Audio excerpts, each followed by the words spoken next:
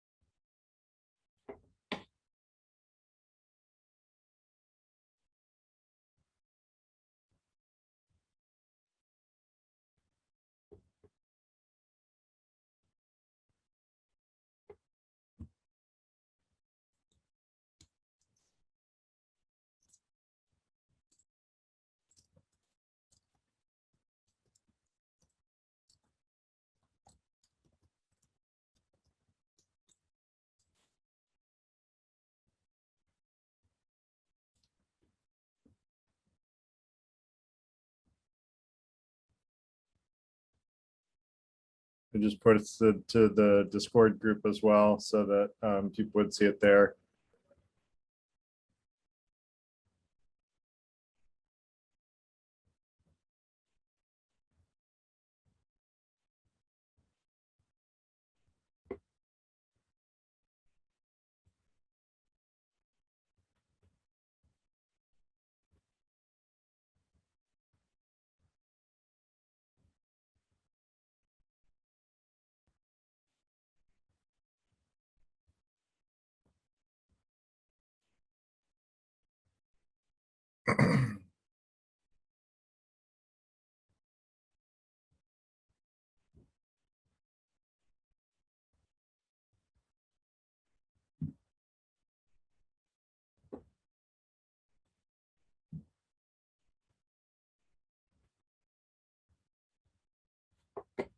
So we have about 9 now, Himanshu. It's up to you if you want to, do you want to wait a little longer? Do you want to, what are your thoughts?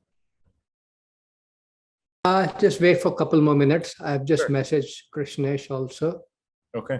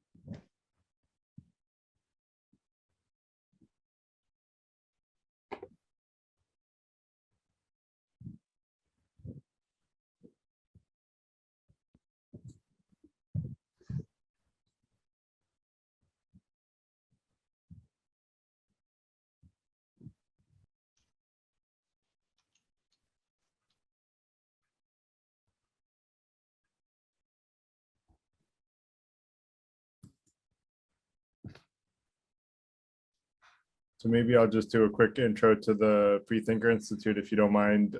Yeah, sure. For those that are new to it, the Freethinker Institute is a nonprofit that I founded. And basically, me, Himanshu, and Dr. Krishnash are kind of leading off the teaching early on. And really the goal of the organization is focused on both personal and professional development, really just teaching things that are useful in people's lives and help create practical application that help us live our best life. And so if anyone has questions about the Freethinker Institute, let me know. I'm happy to answer questions. I'll put a link to the Discord. Like, we have an online community where we stay in touch with each other in between these Saturday meetings. We meet every Saturday with a different event at noon Eastern time. And then the Discord community, we can stay in touch throughout the week. I just put a link to that. So feel free to join that and introduce yourself. And if people have any questions, I'm happy to answer them while we're waiting for a few more people to attend, unless Himanshu is ready, in which case we can get started. You're expecting Dr. Krishnash to join, right? Yeah, I messaged him. Yeah. Okay, great.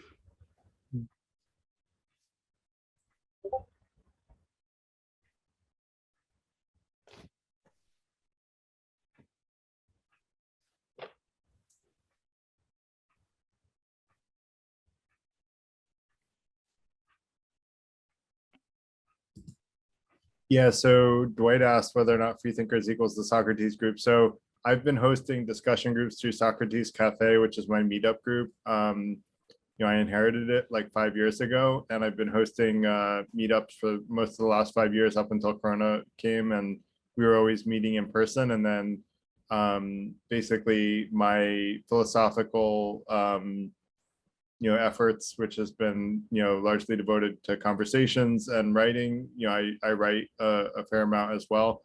Have kind of culminated into the creation of the Freethinker Institute. So there's a tangential sort of relationship in that that is my meetup group and it's my nonprofit, but they're sort of independent things that complement each other and advertise for each other. But anyone interested in either one, I'm happy to get involved. If people want to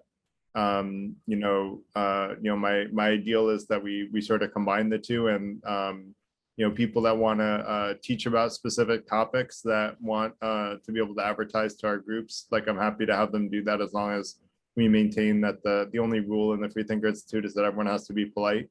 And as long as we maintain an air of politeness in everything we do, I'm happy to have people teach about whatever they feel like would be of interest to the audience.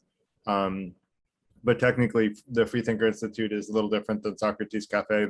Socrates Cafe was the meetup group that started me down philosophical discussion groups in person, and then the Freethinker Institute kind of came out of that and sort of combined my business is a pickup and delivery and ordering food from restaurants business and earning a lot of free food business, and that basically I used to teach people professional development skills in my business, and I kind of combined that with the Freethinker Institute and said, I'll do a nonprofit that teaches personal and professional development.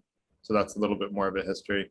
I'm happy to send a link to Socrates Cafe, the meetup group. Other people do advertise occasionally there, although mostly it's us, it's the Freethinker Institute sessions that are there, but I'll link that as well. Garrett, I can get started in the interest of time.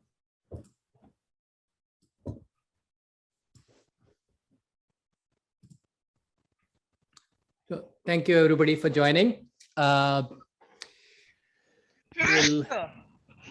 discuss how to get good sleep. Sleep is an important element in our life, and what I'll do through this talk is just lay out some very, very simple lifestyle changes and health tips.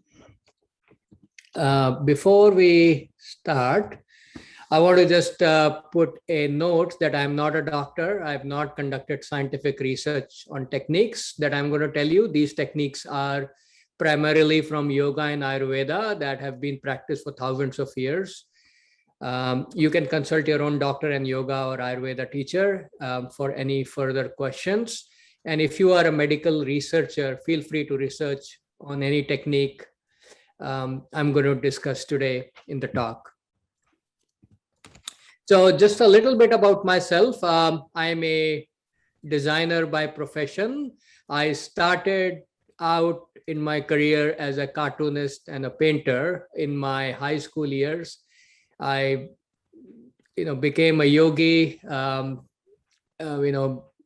got interested in yoga and, spent a lot of time with a lot of yogis in India. And, after a while, I felt that, I need to make some money, which got me into advertising. And through advertising, I made my way into experience design as I saw the internet, presenting an opportunity in user experience design. And along the way, I did try some entrepreneurial ventures. But, after, being in the business for many years and having seen a lot of ups and downs, turmoils, I felt that I need to rediscover my roots. And, as Rumi says, a wound opens light to come in. So, the wounds I had during my professional years allowed me to go back into my roots and combine meditation, yoga, inner bliss, ways of finding inner bliss into my own profession. And, I joined design too because it made me happy. And, I decided that, joy is something that everybody seeks in this world. We look for inner joy. When we work with our clients, we try to make them happy. When we work with our teams, we try to, find happiness in teamwork. When we produce something, the end customer also experiences the same joy that we have put into our product. So this is my my life's mission and work. So you can look up my work and my philosophy on joyful.design on the online. So let's get right into sleep. And it is said that quality of our sleep defines our health. If somebody is healthy, they have a good sleep. If somebody is unhealthy, they will have a sleep disruption. And sleep helps our brain reorganize itself, create neural pathways. This is scientific definition. But from a yoga point of view, I want to propose certain techniques that could convert sleep into meditation, and that's called yoga nidra. Because we spend about 1/3 of our lifetime sleeping, and if we can make use of that 1/3 of our time into meditation, then we don't have to spend too much time in our wakeful stage trying to meditate. Our sleep can be converted into meditation, and that will help us become better in terms of health, both mental and physical, and have, we can be more, we can produce more output in our profession. There is a, scientific definition of sleep, but at the same time, there are yoga exercises that can help you reduce sleep. So in this talk, we are going to talk about those yoga exercises that can that impact the brain and not only improve the quality of sleep, but also reduce the quality of sleep. And we can still feel refreshed after we have very small quantity of sleep. So let's look at differences between relaxation, sleep, and meditation. Relaxation in a wakeful state is a conscious or a semi-conscious rest. In sleep, we are in an altered state of conscious mind, and that is useful for healing and relaxation, and process unresolved emotions through dreams. However, meditation, on the other hand, is a state beyond the reach of rational mind into the conscious awareness. And meditation changes the person. It's the person's attitude, focus, and wisdom changes after an experience of meditation. The kind of meditation we are all familiar with is mindfulness meditation, which I feel is a very, primary step of meditation. It's like the portico for the meditation, or the driveway towards meditation. But meditation is much more beyond the mindfulness that we all know about.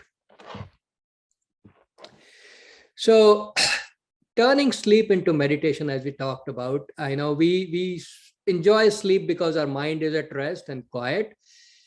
In sleep, we feel that we don't exist because identities are basically in the mind.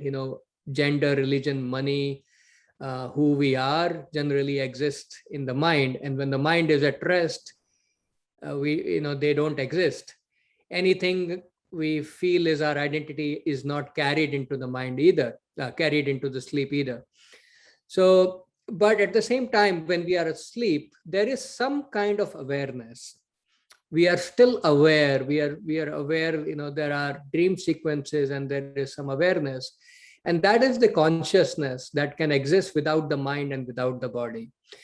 And meditation can help experience that consciousness.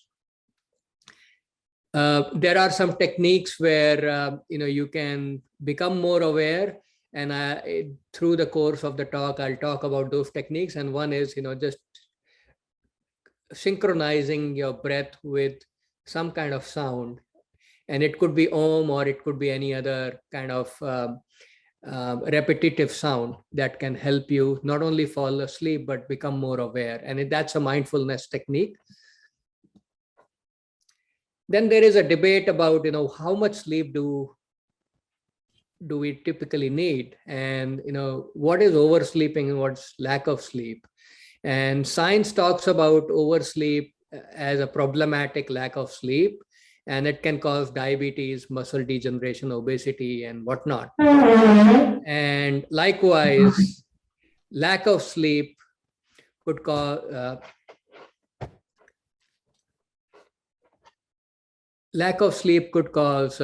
let me just see if I'm sharing my screen. You are sharing your screen. Okay, I am sharing. Okay.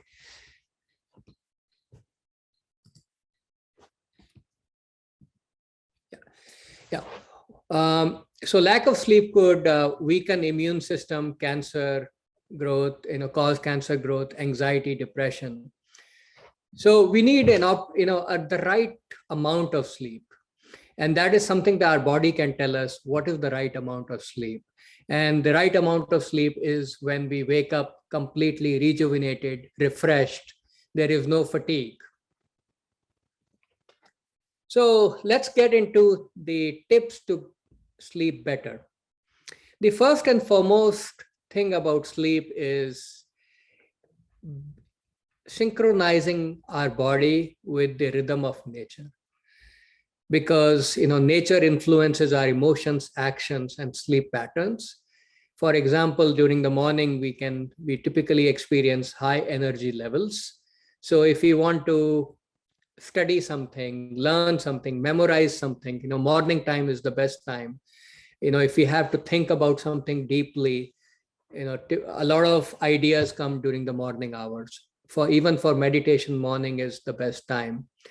So waking up early and sleeping early is something that's recommended by yoga. And waking and sleeping at the same time every day. Don't disturb your sleep pattern, or don't stagger your sleep time and wake time. Try to form some kind of a discipline around the time you sleep and the time you wake up every morning, so that the body knows when to sleep and when to wake up.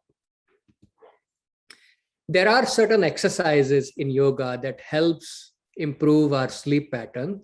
And these are exercises which allow the blood to flow towards our pineal gland that secretes melatonin that allows us to sleep.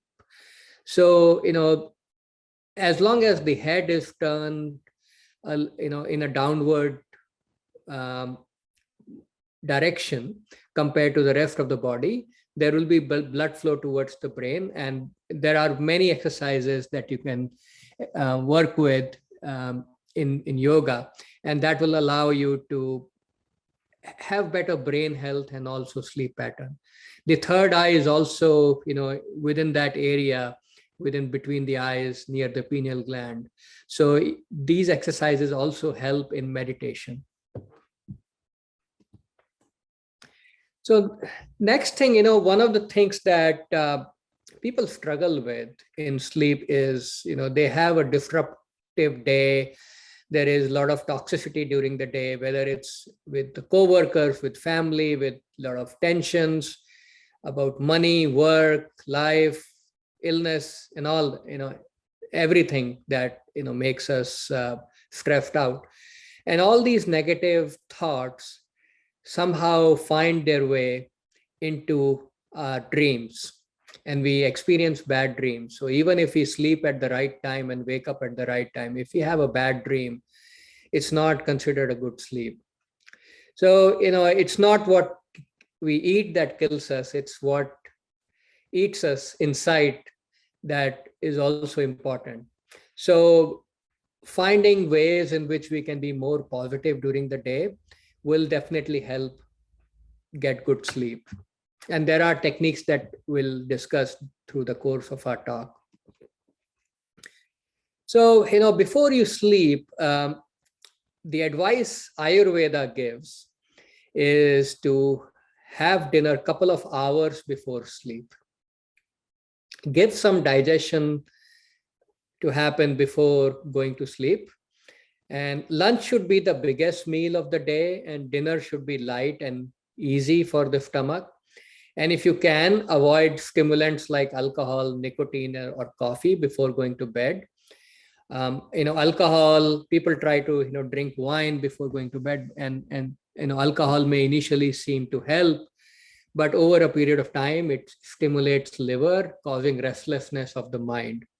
And there have been previous talks here on this platform about how alcohol and nicotine can damage the brain. And we have seen the brain scans as well. There are certain tips that Ayurveda prescribes how to eat. Simple tips: don't eat standing up. This is a fast food world, and people typically eat while walking, while standing up. If you can, just sit down, be quiet, and stay calm while eating. And if possible, meditate for a few minutes before eating so that you can focus on the food. There is this yoga posture that you can do after you have had your meal or dinner. And, just for a few minutes, if you can sit in this posture, it will allow for better digestion. After the meal, if you want to get up slowly from the chair, or if you are, whichever, wherever you are sitting, so just, don't rush and start your next work or chore after you have eaten your meal. Get up slowly, because during the meal, 7 to 8 times blood goes into our gut. So give rest to the gut. And another thing to help improve digestion, sleep, and general body health is to fast once in a while, every few weeks. It gives rest to the stomach. There is this technique in Ayurveda where after having the meal, we typically wash our hands. And after washing the hands, if you take that wet hand and rub it on your stomach, on your belly, it will help improve your digestion. The cold touch somehow kindles the fire within the belly to allow for better digestion to happen. It's like, when there is a fire burning, you sprinkle some water on the fire burns more. So it's a similar kind of action. Then, just before you eat, if you can drink maybe a sip of water, not more than a sip, just a sip of water. It will open the esophagus before the meals. A lot of people have choking problems, during the meals. The body is not ready to have the meal, and they start having the meal. So just drink a little bit of water before it. And there is a tradition in India where before the meal, people focus on the meal. They pause, they meditate a little bit, maybe they chant something. Allow there are these techniques that have been combined with spirituality, but there is a health benefit to just pausing before the meal. And sometimes people say their prayers. So all that helps in savoring the food. It waters our mouth with the right juices, and the mind can focus on the act of eating. Don't take eating lightly, because eating impacts a lot of things. Eating impacts not just the body, it impacts the mind. How we think is based on what we eat and how we eat. So eat healthy and fresh, it's no brainer. However, if you can eat live food, like, uncooked food, with vegetarian food, basically vegetables, sprouts, nuts, that has, that consumes less energy from our stomach, and it's good for digestion. If you eat stale food, kept in the refrigerator for many days, it will make you feel sleepy and lethargic. So try to avoid that. Eat with your hands if possible. We are so used to eating with spoon and fork. If your hands are clean, it's much more reliable, because you never know, even if the spoon and fork are cleaned in the dishwasher, where have they been kept after that in a restaurant? Were they kept on the floor? Were they kept on the sink, which was unclean? Who held them by the hand to pick it up and put it in your plate? You don't know all those things. So trust yourself. As long as your hands are clean, it's much more reliable. From a energy point of view, each of the fingers in our hand represent 5 elements of nature. So when we are holding our food in the hand, we are combining these 5 elements of nature, and then that energy goes into the food when we eat. And we are more conscious when the food touches our skin, and that touch of the skin allows our body to react to the food much better. Otherwise, when we are just gulping the food directly through the spoon, the interaction with the food is very minimal. So allow the skin, the emotions, the mind, all of it to completely align with the food. Dark fruits and vegetables have more antioxidants. Everybody knows that. Just eat them a little more. Foods that help sleep better are almonds. They are a source of melatonin. Almonds, walnut, kiwis, white rice, milk, spices, cinnamon, fenugreek, cardamom, honey, ginger, nutmeg, black pepper, and coconut milk. They all have something that will help you in sleep. And then there is a list of what not to eat before you go to sleep, and yogurt is one. It increases the mucus content in the body and blocks our nasal passage. So try to avoid yogurt before you go to sleep. Reduce the salt content and the sugar content as well. Salt increases the water retention, and sugar also is also not good. If you have to eat sugar, try to use honey instead. It reduces mucus and aids in weight loss. Himanshu, just a quick question. There are a few questions in the chat. Do you want me to jump in the middle, or do you want to answer those at the end? Let's answer in the end. Okay.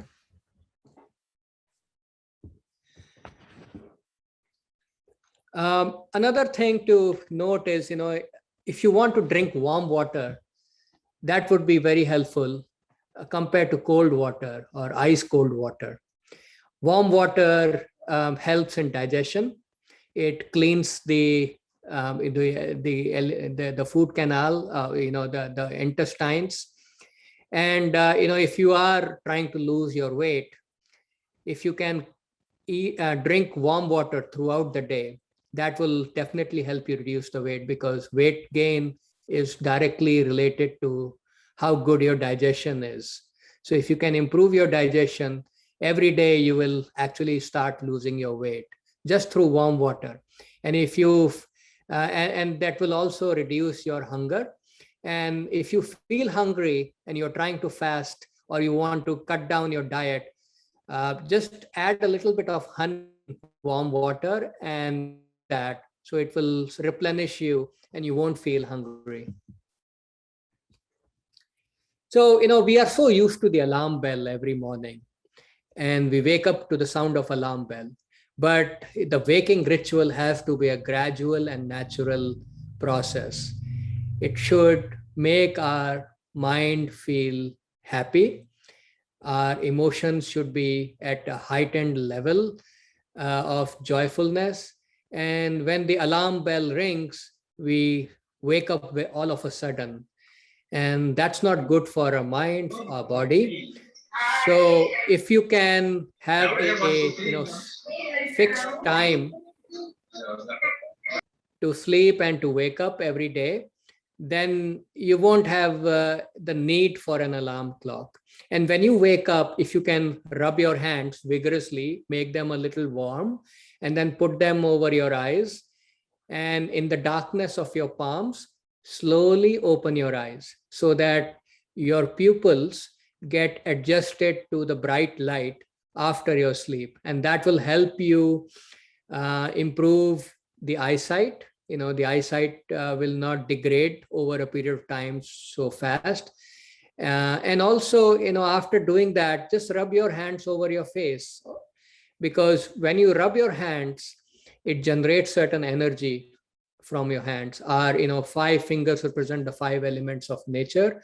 The tip of the fingers actually allow some energy to go from the body. So when you are rubbing them, you are generating a lot of energy. The charge that you have generated is now transferred to the skin cells of the face. And it is said in the Ayurveda that when you do this small action, it improves the skin condition of your face. The onset of wrinkles can be delayed when you do this. You might have heard this many times, do not face feet towards south, and it has to do with the earth's magnetic pull towards the north. So people in the northern hemisphere should not face their feet towards the south, and try to lie on your back and not on the stomach.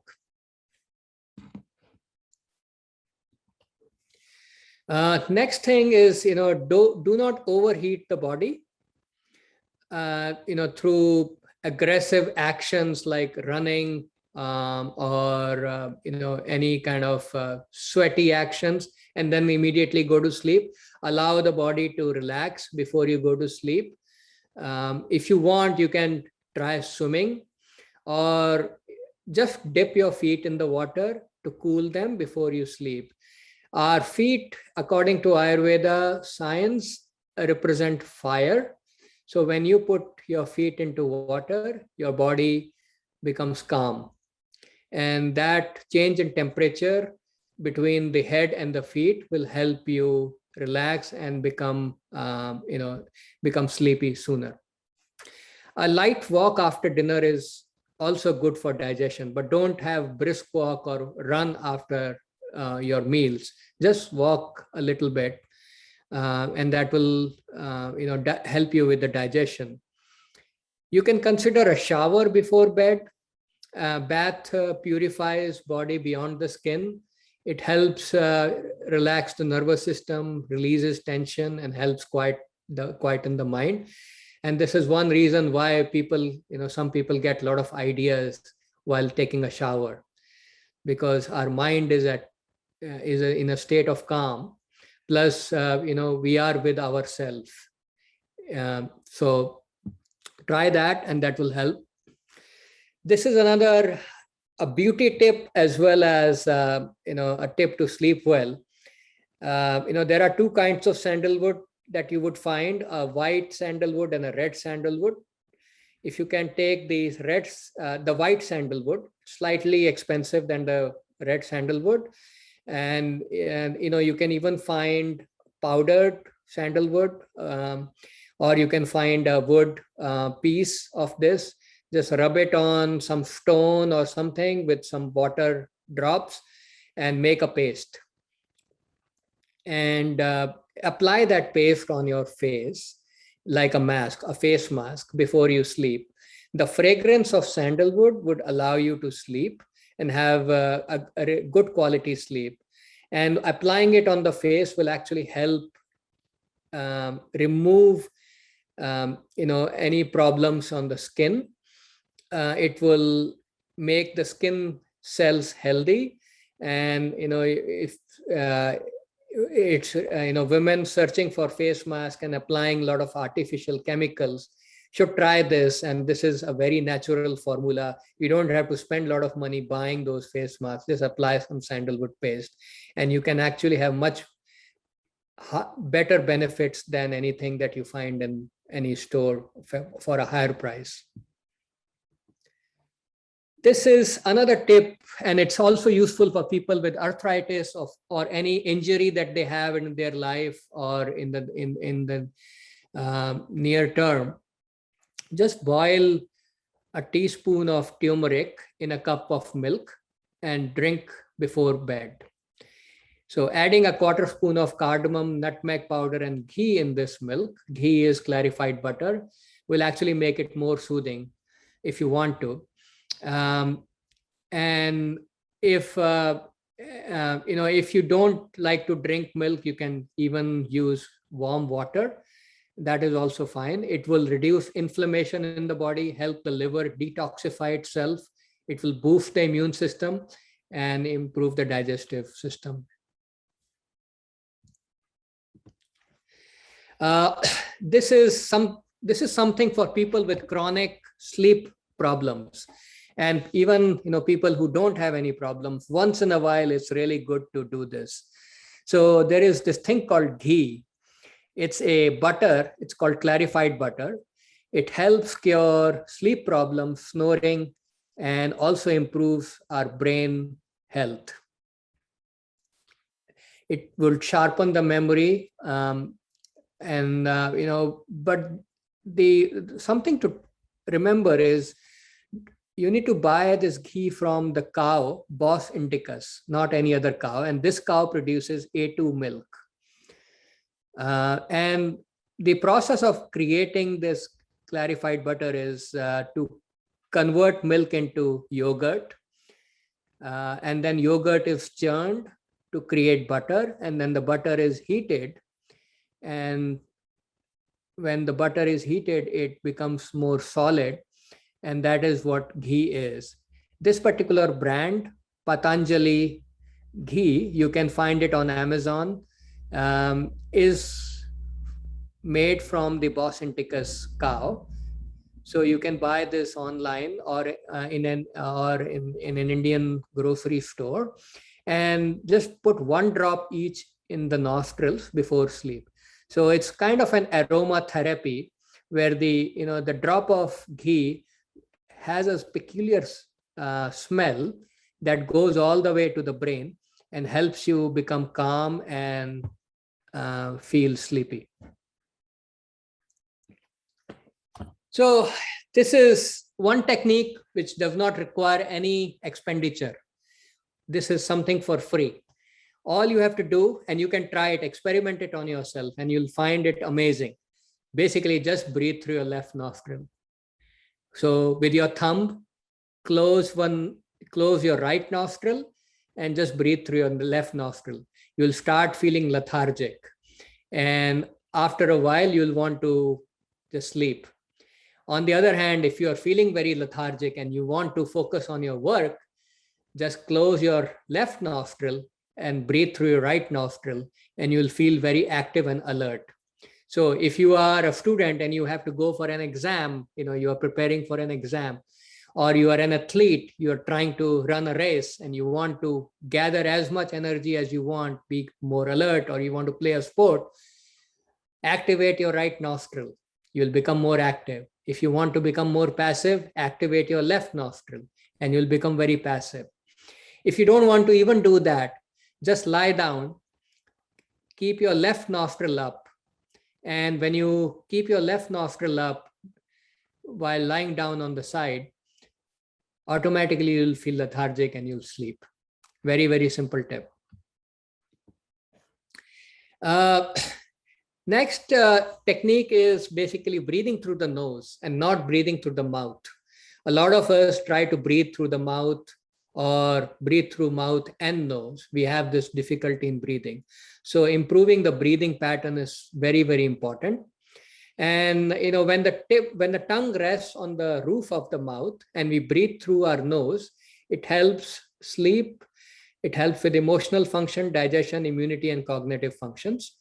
Breathing through the nose also widens airway, calms us, helps sleep, increase intake of nitrous oxide and carbon dioxide, and more oxygen to the brain and the body. So, there are various techniques to improve this. And one of the technique to align the tongue is, teaching the babies, when the baby is born, try to breastfeed the baby as much as possible, because the action of breastfeeding allows the baby to suck using the tongue, and the tongue touches the palate of the mouth, and that strengthens the muscles of the tongue, and also the continuous action makes the baby continue that action through the lifetime. Some doctors even prescribe speaking the word, the alphabet L. The more you say L, the tongue touches the palate of the mouth, and you develop the habit of touching the palate. When the tongue is in the right position, it touches the palate of the mouth. It also activates or stimulates the vagus nerve. And by doing this action, teeth grinding, bed wetting, nightmares, and other disruptions in sleep can be lowered in kids. It also, adjusting the tongue improves our bite, and sleep apnea and snoring can be prevented as we become adults, if we can fix the position of tongue. There is a small tip, doctors advise, breathing in the paper bag during panic attack. And that is, something that people do because you can breathe more carbon dioxide. And by breathing through the nose, as we said in the previous slide, you have a bigger intake of carbon dioxide. So that also helps sleeping. Breastfeeding babies, I think we've talked about this. Yeah. So chanting before sleeping is also very helpful. So if you don't know any chant, all you do is just lie down on the bed, and with every breath, just remember, and say to yourself, I am calm and still. I am calm and still. Or just say, I am not the body nor the mind. I am not the body nor the mind. Each breath relaxes me more. Or stillness of the body makes my mind calm. So by constantly repeating to yourself, your body will become very restful. Or just say the word Om, which is very short, sweet, and it synchronizes the frequency of the universe. So it's a primordial sound that scientists have also reaffirmed that it is the sound that emanates from everything and anything that exists in the universe.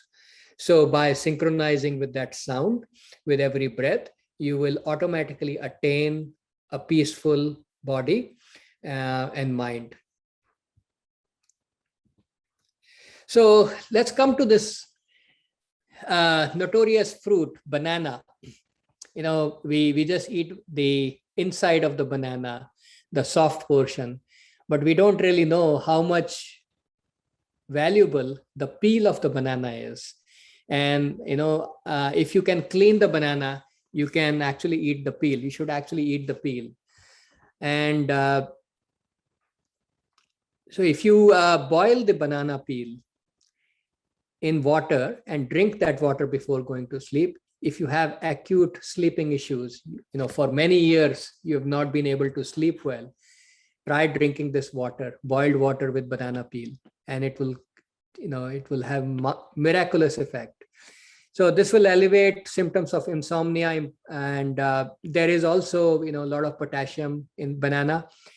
If you have pimples on your face, you can take the inner peel of the banana peel and put it over your pimples, and then see after a few hours or overnight, after night, see if it has effects on the pimple. And this is a very, very simple and natural way to remove pimples or any kind of problems on the face. If you have acidity problems or ulcers, just eat 2 small pieces of raw green banana with the peel a few times a day. So there are some Ayurveda medicines also, and these are very basic medicines that you can find in any health food. That's called an ore. So there is a medicine called Brahmi and Ashwagandha that you can have. Brahmi is useful for improving the brain health. Ashwagandha is helpful for overall physical health and strength. And Chyawanprash is a concoction made with several herbs. So any of these you can take before milk, before going to bed. Have milk a little warm. That would be helpful. If you don't drink milk, have it with warm water. It will reduce the stress and calm the mind as well. This one is massaging the feet with natural mustard, coconut, or sesame's oil before going to bed. This will relieve all the stress that you've accumulated through the day, and you will have a restful sleep.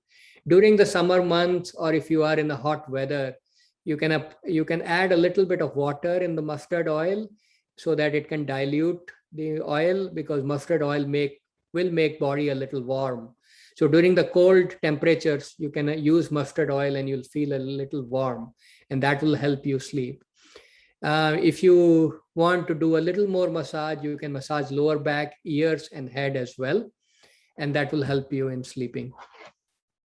So, this is something that we don't really pay attention to, and it's a bedroom. The look and feel of the bedroom, the arrangement of things in the bedroom, the cleanliness of the bedroom, all that matters when you want to sleep. Consider bedroom as a sacred place. Make it minimal.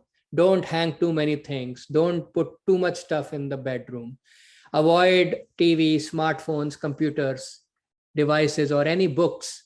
Some people have a habit of reading a book before going to sleep. That will also not calm your mind. It will actually carry whatever you have read into your sleep, and it could you could end up with a disruptive sleep. Instead of that, take time to organize your bed, make it clean, make it like a ritual, a sacred ritual, and put some natural lavender, jasmine, rose fragrance. Monitor the temperature, the noise level, the humidity. Lighting should be very minimal, and then turn off the lights completely when you sleep. All that will help with the sleep. And wear loose cotton clothes. So this is one exercise. In the beginning of this talk, I talked about how to reduce the amount of sleep that we need. So if you are sleeping for 8 hours, you can convert that sleep into 4 hours and have the same effect on the body and the mind. In fact, it would be more rejuvenating, even if you were to sleep for 4 hours. And the technique to do this is called Bhramari Pranayam, and you can Google this, BHRAMARI, and there are a lot of videos about this technique. So by doing this pranayam or a breathing exercise 15 minutes every day, you can calm your mind and improve your nervous system health. The key here is the sound that you would generate in the pranayam. And that sound is like a bumblebee sound. You know, if you were to write the word king, K-I-N-G, and you remove the alphabets K and I, so then you are left with N and G. So if you were to say NG, you'll say it like so that kind of sound. It's a bumblebee sound, nasal kind of sound. And then just with every exhale, chant that sound. So it would be, putting the fingers, putting the thumb inside on the earlobes and blocking the sound from outside, and putting the fingers on the eyes and saying with every exhale for 15 minutes. That will, this frequency of the bumblebee sound is similar to the frequency of our brain cells. So by synchronizing that, you would be able to calm your mind. And you can see for yourself, you can, you don't need a lot of sleep after trying this exercise. This is another exercise in yoga where you sleep in the corpse posture, you sleep straight. And, during, and then, imagine there are a lot of visualization techniques that you can do, but basically think about all the tasks that you have had, that you have done, that are pending, problems that you have to solve for the next day. And then tell your mind that nothing or none of these are going to be carried into your sleep, because none of these will exist in the sleep. So you can't really do anything about them. You can't solve anything during sleep. So why should you carry them into sleep? And relax every part of your body gradually. It's like a body scan. So scan your body from toe all the way to the head, and then from head to the toe. And if you want, you can develop a sense of surrender to God if you believe in religion, or simply surrender to the unknown. And just say, I'm going to begin a joyful journey into a different state of consciousness. During the day, I had my journey into the wakeful state of mind. Now it's a different state of mind and consciousness. I'm going to explore that consciousness. Life is a journey. So, just enjoy the journey, even in sleep. So when you sleep, remind yourself that you're neither this body nor your mind. This is a very, very useful technique, by constantly reminding yourself, because when we are sleeping, we are not aware of our body. We are not aware of our mind. So there, at that point of time, who we are is somebody else. So if we are not the body and the mind, then try to probe this particular idea a little more before you sleep. Meditate on who I am. What is my purpose of life? Why do I exist? And you'll see that in the large scheme of things in this universe, we are just a tiny speck. We don't really matter. So if we don't really matter, why should we worry? Even if we are gone the next day, the earth will keep circling the sun. The moon will always, show up in the night. Our office will keep working. The family will anyway readjust. So nothing really stops in the world. The president will be the same. The name of our town will also be the same. So nothing really changes. Everybody will go about doing their business. So why should we worry that we are the center of the universe and we carry all the troubles of the world on our head? Why do we do that? Then there is a 5 identities exercise that's also useful, where you every day think about the 5 identities that you have.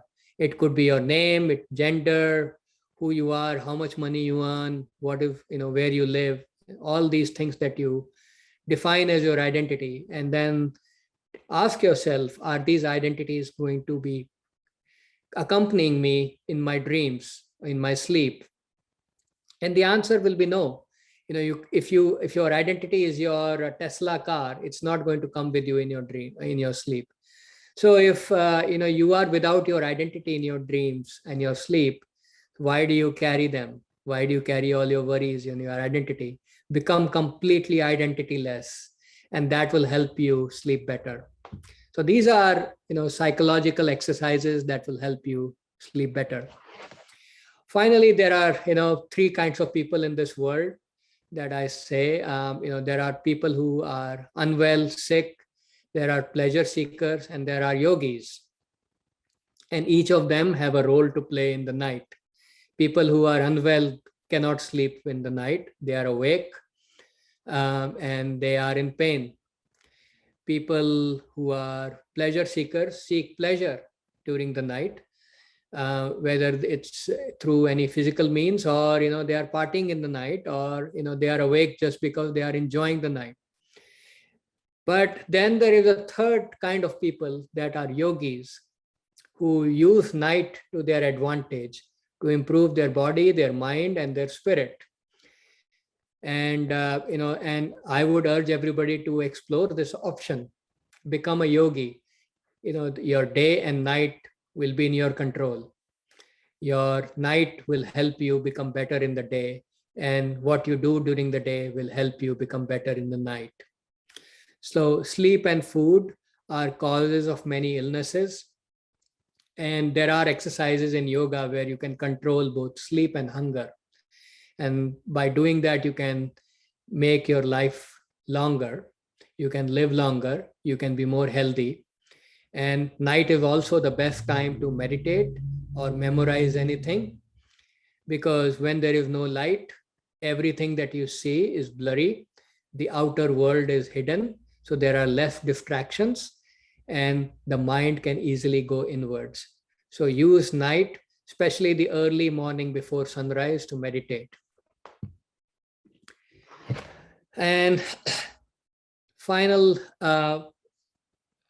piece of advice I want to give to everybody is to smile more often from the heart. And even if you don't feel like smiling, force yourself to smile, so that after a while, smile becomes your habit.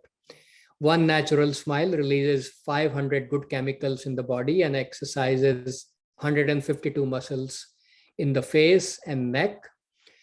Happy facial expressions lead to good dream sequences.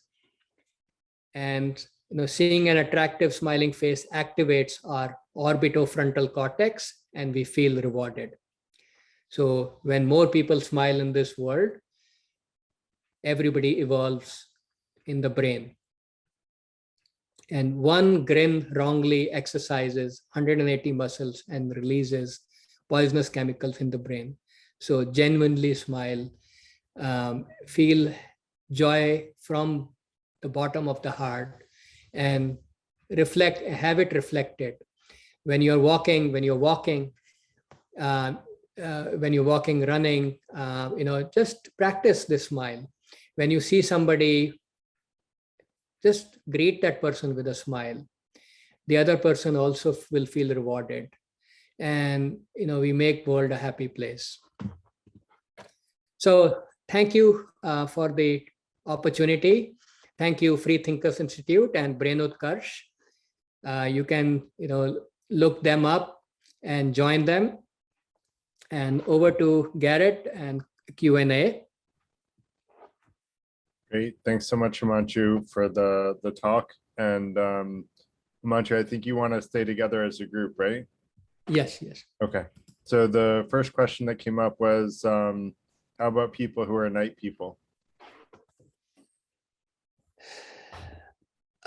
Before answering the question, I want to acknowledge Krishnesh Mehta, who's also on the on this particular talk, and also Dr. Shweta. Both are TED speakers, so I feel fortunate for them to be here, and also request them to help answer these questions.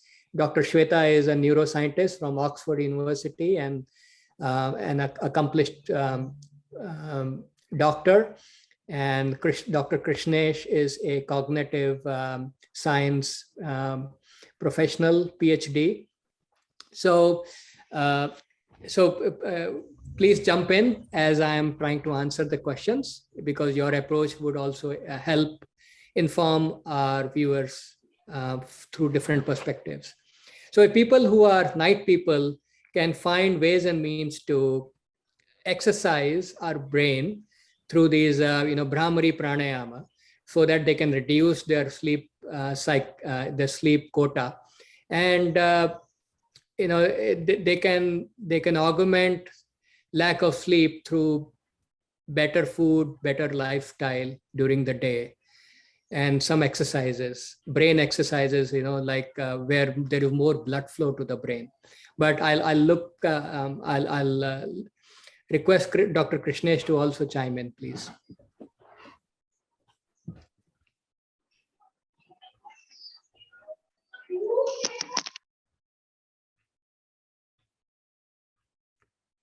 Dr. Krishnesh, I think you are on mute. Hello, audible? Am I audible? Yeah. Okay. Yeah, I think you answered it well. I don't know what more people want to know. Okay. But if you see, so there are two kinds of people. They're called the owl people and the some morning people or night people. Now there's a confusion. A lot of people say that the night people are supposed to be more creative. Means people who keep awake at night. Now the confusion, there are debates on both sides. Let's not get into that. But I think you covered mostly fine. The only thing is, for people who are night types, you just have to ensure that your biorhythm gets that way. So then there should not be any problem. So you can actually shift your biorhythms. Biorhythms are your sleep-wake cycles. I think Himanshu mentioned that, but your waking, so irrespective of what time you sleep, your waking time should be kept the same. That is most important. And if that is ensured, rest of the things would be ensured. And so suppose you've not had enough sleep, then what you can do is the next day, you wake up at the same time, but after bathing or after doing your morning, whatever things, you can take a sleep or a nap, or you can do this Brahmari or something like that. But don't, just because what we do is we sleep late, therefore we wake late. That is bad for bad for health. Just that I wanted to add. Okay. Garrett, any more questions? If you can keep. There are more questions. Himanshu, if you're open to it, I'd love for you to post the presentation in the reference channel in Discord so that people have it for reference. We're also going to post the video onto the Freethinker Institute YouTube channel. We're going to start doing that going forward so that if someone misses one of our sessions, they can see, catch it on YouTube later on our YouTube channel. So just wanted to mention that. The next question is, would CBDs be considered stimulants? Yes, they would be considered stimulants, and it does affect the brain negatively. It depends on how much you're taking, and there are some medicinal uses to it. Ayurveda has a lot of content on marijuana, but it all depends on whether you are addicted to it or you're taking it as a medicine for certain ailment. Next question was, does warm water equal room temperature water? What do you mean by warm water, basically? A lukewarm water is warm water. Not too hot, but not also at a room temperature, slightly warm, lukewarm. Got it. And then does turmeric help with diagnosed medical issues like a torn meniscus? By the way, thanks, Dwight, for all the good questions. Yes, turmeric has turmeric has the ability to heal the body. So anything that, even at a broken bone level or muscle tear, wound, turmeric helps a lot. Even, it helps people with arthritic conditions. So people with arthritis also can benefit from turmeric. Great. And Dwight clarified he meant not THC, just the CBD component of marijuana. The CBD is, I think, the pain relieving component, if I'm right. I'm not super well versed, but just trying to be helpful. Dr. Shweta, do you want to answer?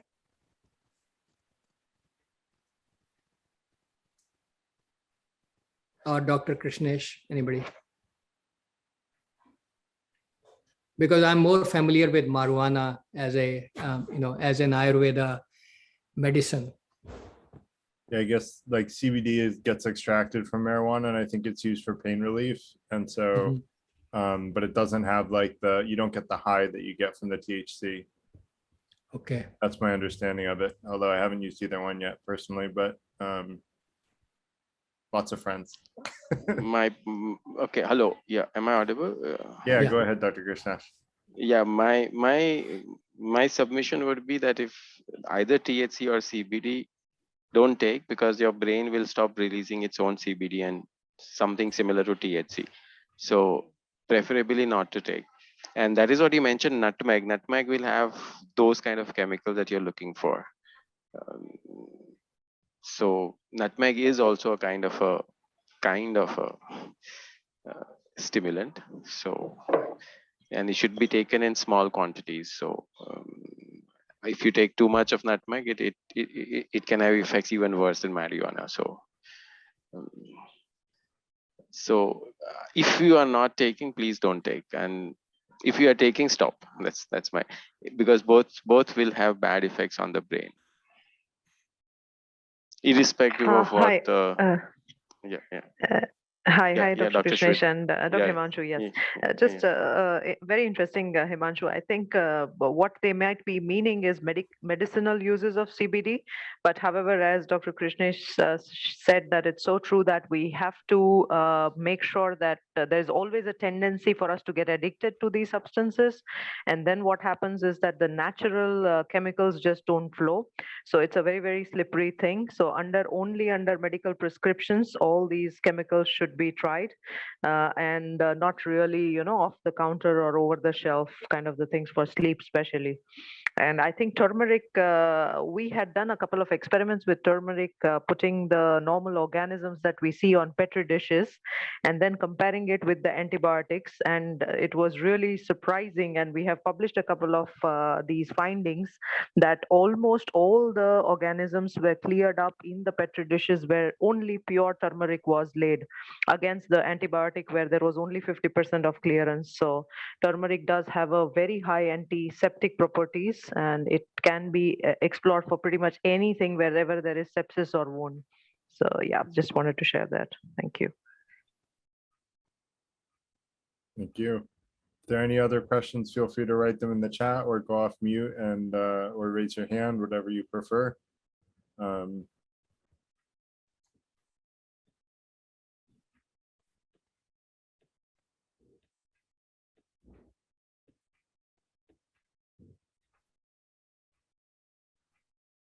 About the night owl thing, I'll make a comment. I went to a lecture from a Cornell professor who taught sleep for about 40 years.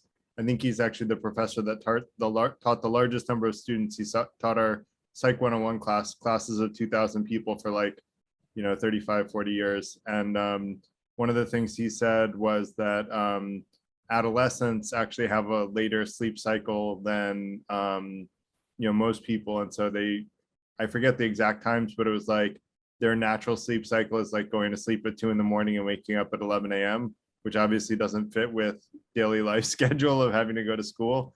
But I found it interesting that different ages, people may have different natural sleep cycles.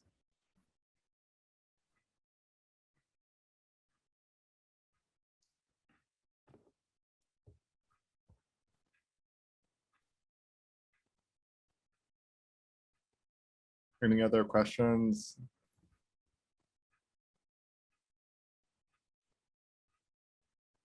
also say from personal experience, like I try to sleep enough every night that I can wake up naturally, you know, so that I'm not waking up from an alarm, and I feel much more productive since I started doing that, which was quite a while ago. I don't know, you know, Himanshu, Dr. Krishnesh, and Dr. Sweta, if you would agree with that, but that was what this sleep professor, you know, was teaching as well. And so I started following his advice, and you know, I found that I'm much more productive when I sleep enough that I wake up naturally rather than from an alarm.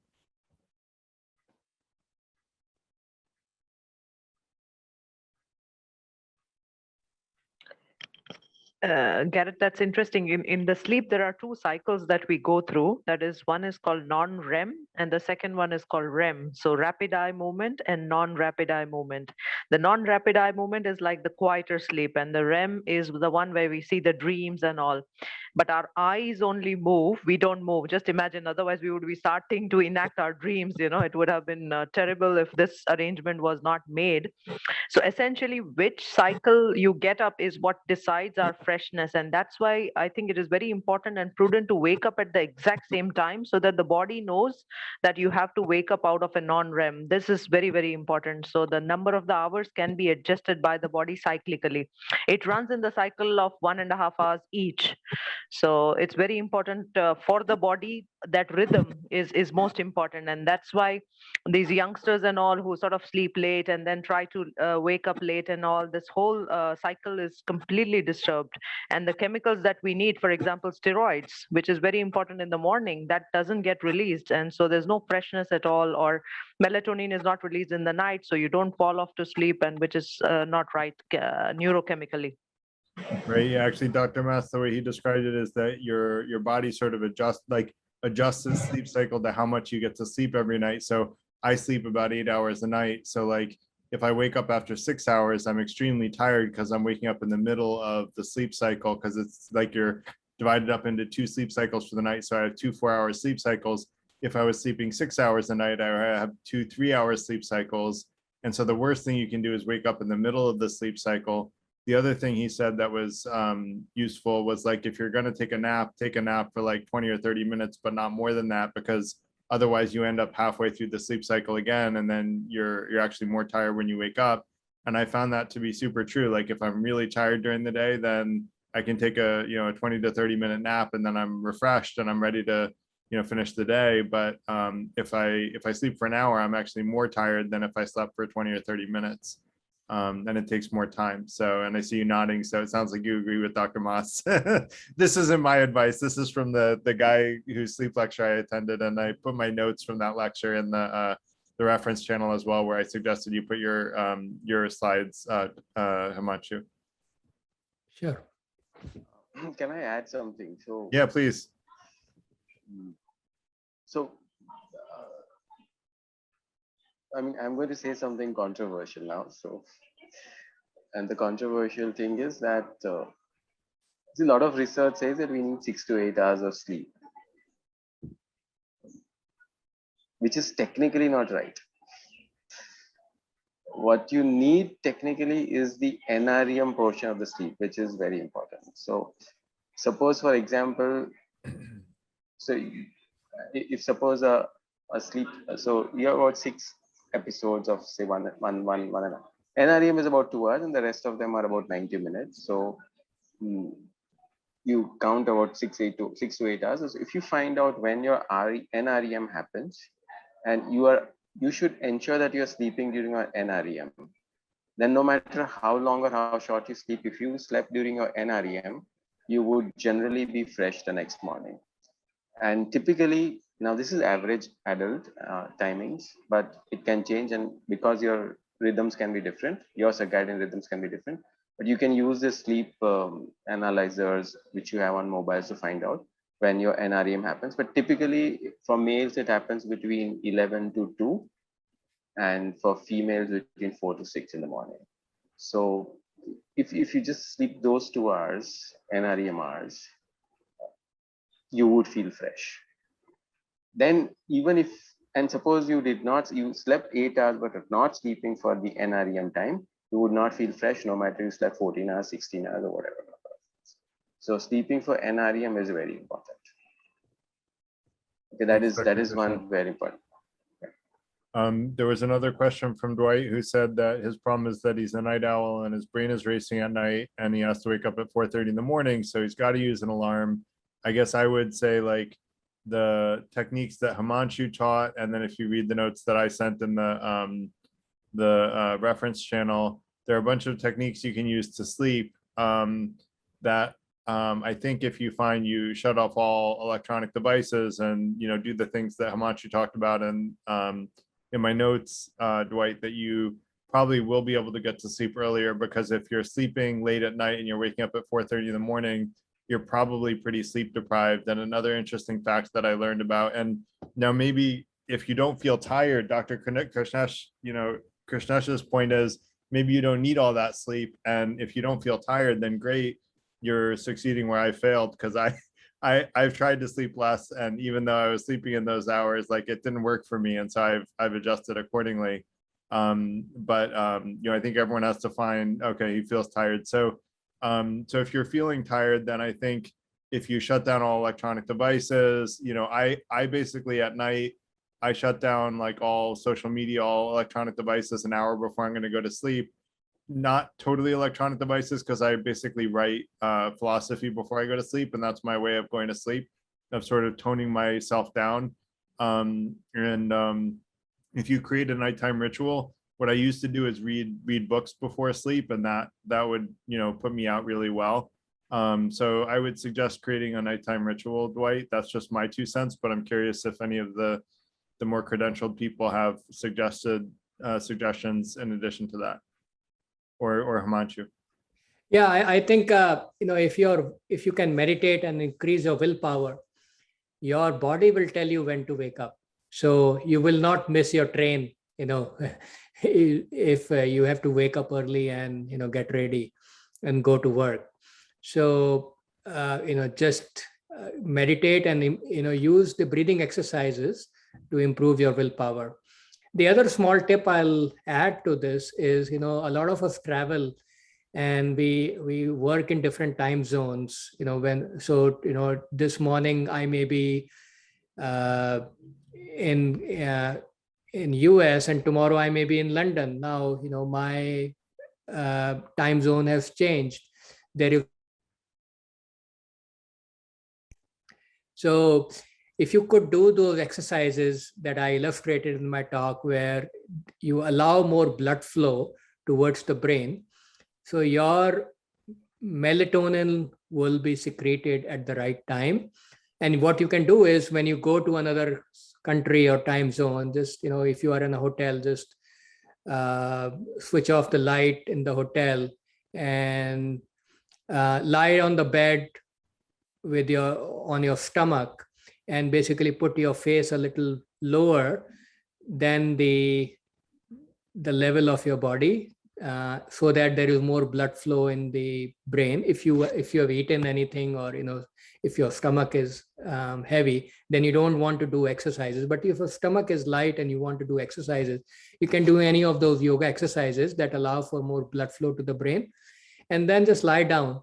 So your pineal gland will be activated, and, you know, the effects of jet lag will be minimal.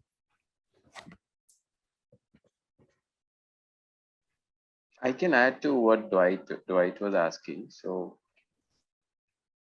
especially if he wants to wake up at 4:30, you can try this thing. It should work.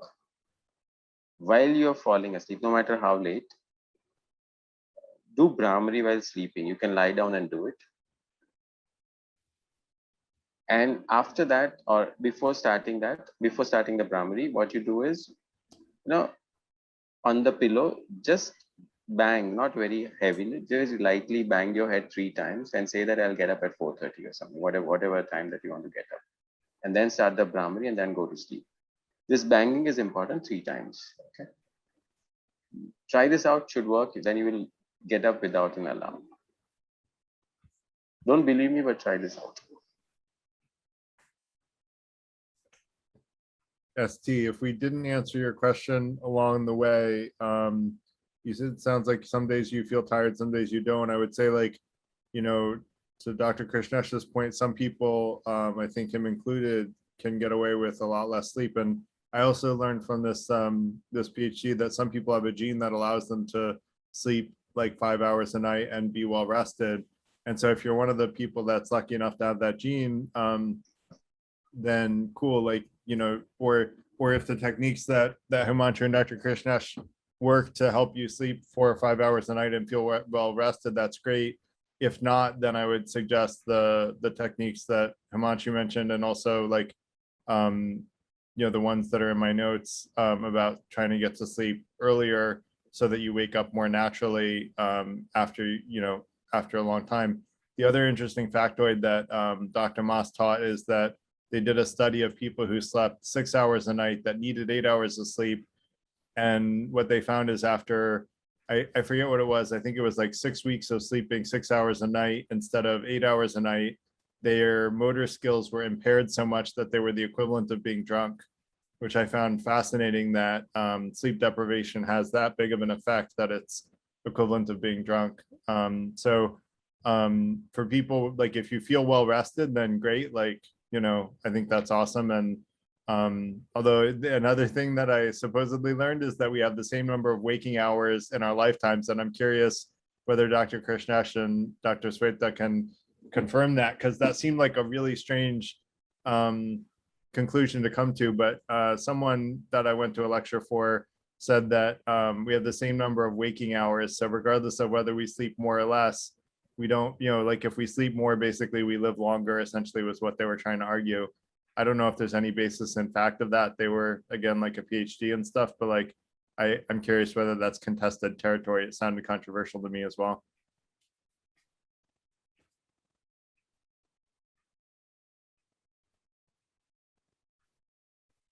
That's interesting though, but I have no idea. Dr. Krishnesh?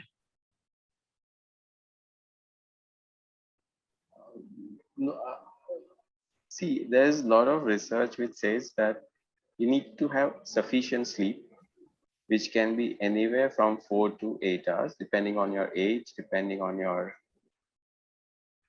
body types and all that. So 4 to 6. Any more, 4 to 8, sorry. Any more than 8 hours is not going to help your body anymore. Okay, provided that NREM falls under that 4 to 8 hours. So more sleep is not going to make you live longer. In fact, it's going to harm your body after a point, if you sleep longer than what you should. So any day more than 8 hours is a big no-no, according to the science that I know. Okay, that is first thing. Second thing is that the quality of sleep is more important than the quantity. Okay, and most of us don't know the quality part of sleeping. So how we sleep is also very important. So the body postures and all that is important. And also, see what happens. I don't know if Himanshu covered that, because I was not able to join earlier. At different times during the night, our body, different parts of the body get relaxed. So for example, early in the night is the liver and all that. So different parts, then the muscles, and the blood is new blood is formed, and so entirely during that 6 to 8 hours or 4 to 8 hours, those processes happen, which are needed for you to feel rejuvenated. So it's basically a kind of rejuvenation that happens. But if you know a good process of sleeping, so there is something called Yoga Nidra. If you know a good process of sleeping, then you can make this happen within 1 hour. Okay, and then you don't need more sleep. I know of I've been told of a doctor who is a neurosurgeon in US who sleeps only 1 hour, and he operates all night, all day. Now you can imagine that somebody who's doing neurosurgery would require that much of, you know, attention and all that. But this person is not devoid of it. So while there is a lot of research on sleep and everything focusing on having a sleep of at least 8 hours, 6 to 8 hours, I think there are some versions or some people who are finding that you need not need so much of sleep. And if you look at the ancient yogic systems and all that, they also don't talk of so much of sleep. So you need to sleep, but if you know better how to sleep better, so quality is more important than quantity. Now, just because you sleep 6 to 8 hours doesn't mean that you are going to get fresh and so on and so forth. So as I told you, that NREM part is one part of the quality, and the other is how well you relax your body. So the posture becomes very important. And if you do that scanning, which Himanshu was talking of, like you lie down and you scan your body and relax each part and all that, progressive relaxation or something like that, that kind of thing would help in reducing your sleep. So it is important that you give the relaxation to each and every organ rather than number of hours. So quality, again, I will stress, is more important than quantity. Yeah, along the lines of quality being more important than quantity, another thing that Dr.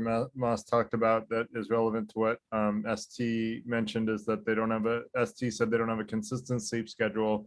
Dr. Moss said that it's a good idea to go to sleep at the same time and wake up at the same time every day. I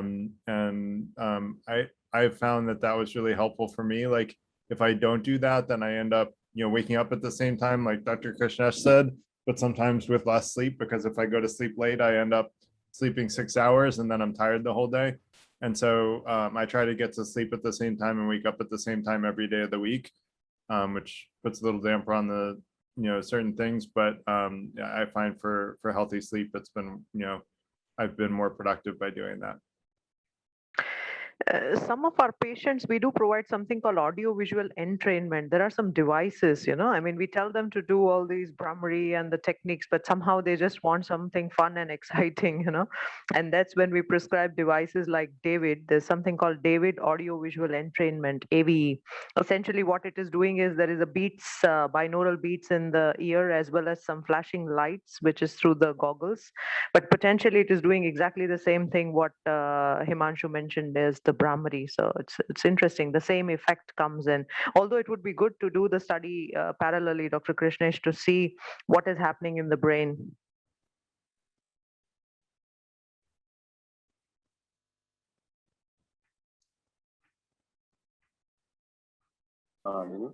I've used that device, David Paradise. It's a good thing, no doubt. But what I found is that what you get in 5 minutes or 10 minutes of Brahmari, you need about 45 minutes from that device. So that is the difference I found. Getting the exact same outcome from either of it. Yes. I mean, it's no doubt a wonderful device for people who can't do Brahmari and all that. But my suggestion would be that you don't need to do Brahmari. You can just record it and play recording of Brahmari. That is also good enough. That will work better because it will be your own voice, and that would work better. So that is something you can experiment with. Another very important thing what Garrett mentioned, that see, we should understand one thing, which our body is very intelligent, okay, and it is very adaptable also. So many a times this not having enough sleep is a placebo, okay, or a nocebo, whichever you want to call it. I have not had enough sleep, therefore I should feel tired. Technically, what science has found is that our bodies are capable of working, I'm talking of flesh, so body is capable of working 7 nights and days continuously without tiring.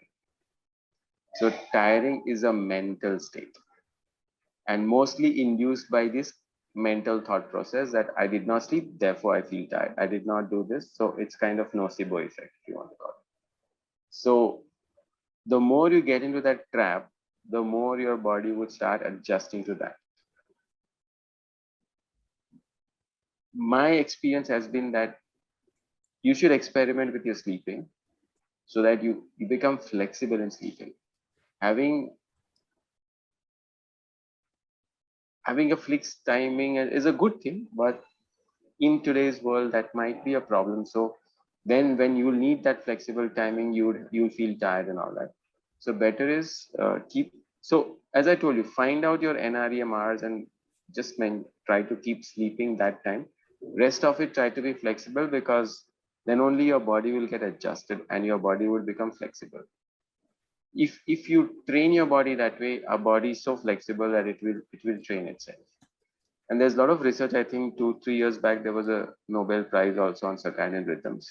So I would advise that you read a little bit more about circadian rhythms, and then you find out your own circadian rhythms and follow those patterns. That would help. Becoming, otherwise, I would say, and what yoga says also is that you become a slave to sleep. The whole idea of yoga is not to become slave to anything, including sleep. So right now, what I see, a lot of Western scientific so-called sleep researchers trying to make us slaves of sleep, which is something that I would question.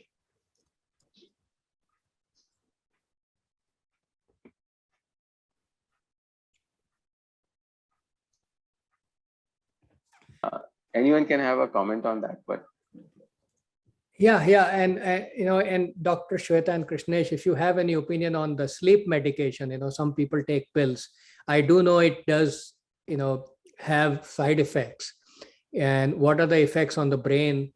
And when somebody has sleep problems, what do you if you can throw some light on the side effects of these kind of pills, sleeping pills. Dr. Shweta, you can go. Yeah, sure. I think again, the important thing about these medications, which are sleep inducers, so there are many actually variety of medications which we can use. But if we talk of simple sleep inducing agents, what they do is they break this cycle and convert the whole sleep into non-REM, which is not desirable actually, because you really have to have some cyclical pattern. So, or sometimes even simply REM, and that is the reason why they are not prescribed beyond 2 to 3 weeks, and one has to limit it, otherwise over a period of time you're actually damaging the sleep circadian much more. And secondary, you get adapted, your body just gets used to it. There is the dosage of which also you have to keep on increasing. So all in all, it's a big trap. So we try and avoid it as far as possible, unless it is some adjustment related insomnia, somebody has died in the family or something shocking has happened. That's very different. For a few days, that's perfectly fine. Okay. Yeah, as far as possible, avoid any external use. I mean, unless, of course, under medical advice. But you can use this natural. So one is also playing soft music. So there are nowadays what are called sleep musics available, which also go into binaural, but there are also some very soothing music also. So you can play that music and listen, or record your Brahmari and or Om or Brahmari and all that. These would be better sleep inducers than. See, one of the reasons why people who have sleep issues are most likely because they ruminate a lot. They keep their brains very active. So it would be nice to reduce that activity. So especially if you are that kind of a person, you should not read a novel or something or anything that's going to make you think a lot more and so on and so forth. So best thing would be slowly induce sleep pattern. So you take music or use any of these things. My advice would be to even not, I mean, you can use music and all that, but again, it becomes a dependency. So the best thing is that try to ensure that your mind is free of thoughts of the unwanted kind or too many thoughts and so on and so forth. That would normally. So what you can do is do something which is boring. So for example, if you think reading is boring for you, start reading. So what will happen is while you are holding the book, you'll fall asleep. So doing something that is boring would tend to induce sleep better than anything else. That's my theory.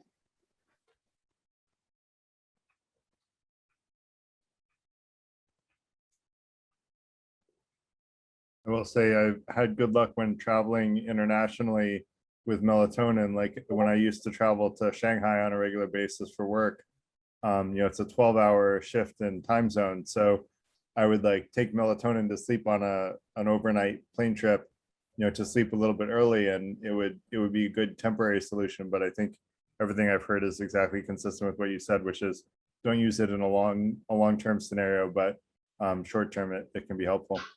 Mike, you have your hand up. Go ahead.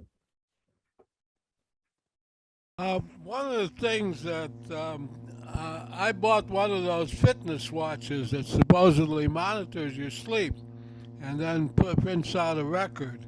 What I notice is that the first 2 hours of sleep, I may go into deep sleep, I may go into REM sleep, but it also monitors a couple of other things that seem to not occur until much later. And maybe even if I stay up late, it really occurs at like 5 to 7 o'clock in the morning when I wake up. But 5 to 7 o'clock in the morning, I notice that my heart rate goes way down below my resting heart rate, and my body temperature changes by as much as 2 degrees. That, as recorded by the inaccuracies of that monitor, because it only monitors my left wrist rather than like in a sleep study, they might put on 30 different probes on you to monitor all kinds of things. Do you have any comments as to whether how you can detect what does REM sleep mean in terms of just what you can see from your wrist, and whether lowering the heart rate or lowering the body temperature has some indication or some bearing on how you sleep? And I don't lower the temperature of the room, just the body temperature as recorded goes down.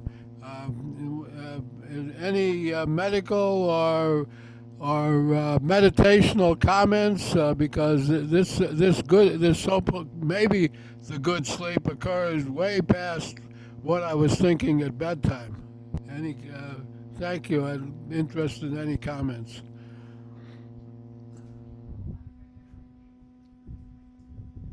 Dr. Shweta, you want to comment?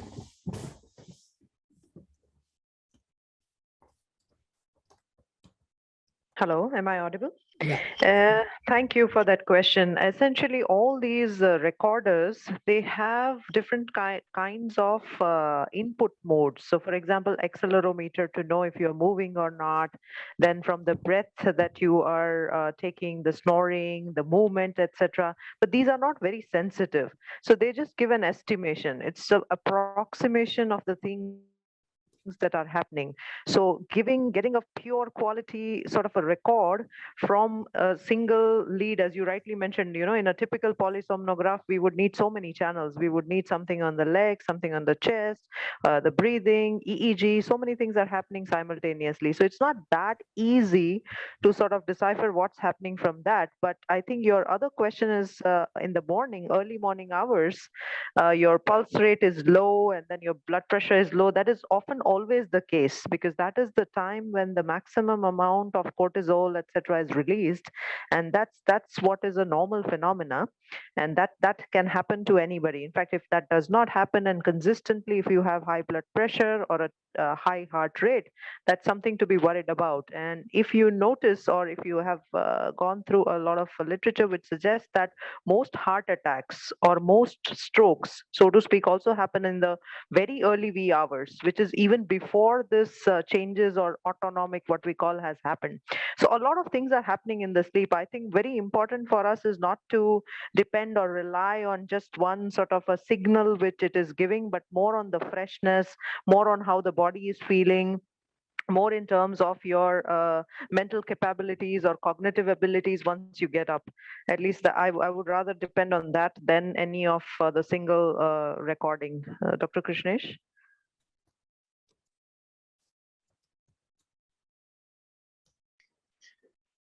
I think you covered it all. I don't need to.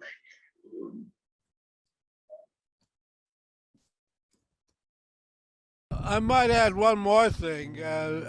How I feel when I get up is influenced by when I download what came off my watch and I see that picture of what they score as good sleep versus fair sleep versus poor sleep, just while looking at that answer makes me feel rested or not rested. And I wonder which came first, the chicken or the egg in that case, which is, the mind is a very complicated story. So thank you. True, true, true. Wow, that is the exactly placebo nocebo thing that we were just discussing, you know.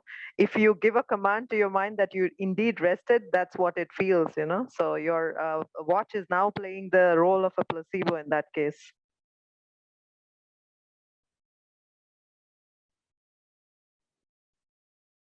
I would advise not to use so many devices also, because that also creates another kind of problem. So I think, Garrett, we could wrap the session if you want to. Great. Well, hopefully, I hope everyone normally I like to wrap up with like, what did people take away from this? But I feel like, in terms of, how they can apply it to their daily life. But I feel like everything that we talked about was very much about how we can apply it to our daily life. So we probably don't need to do that today. But just want to thank Himanshu, Dr. Krishnesh, Dr. Shweta for all your expertise, and Himanshu for speaking. And I'd like to thank everybody for attending and for your great questions and attention. And I'd love to encourage everyone to come to the online community to stay in touch throughout the week, and to come next week. I'm going to be giving a talk about how to achieve your life's goals in a state of flow. And it's a lot of what I've learned from both personal experience, as well as testing my methods, as well as reading, over a couple dozen books on productivity, leadership, etc. I read book summaries. It's a little more efficient, but I've read a lot on the subject, and basically improved on what I read. And next week I'll teach sort of what I've learned, and see if it might be useful to you all. I did meet someone recently. I told them one piece of, we were talking about something tangentially related, and I told him one piece of the advice that I'm going to teach next week. And he goes, "Do you know how much money I recently paid a coach to walk me through that same thing?" So for what it's worth, you're getting advice that apparently people are charging a lot of money for. And we're doing it free here with the Freethinker Institute. And so we're just trying to be helpful to people and spread good ideas. So thanks again, everyone, for your attention. Hope to see you all next week. Feel free to invite friends. And I haven't decided if next week is going to be a hybrid, like potentially in person. I may try to pull that off. We'll see. So thanks a lot, everybody. And I will hope you all have a great rest of your weekend. Thank you. Thank you, Karen. Bye.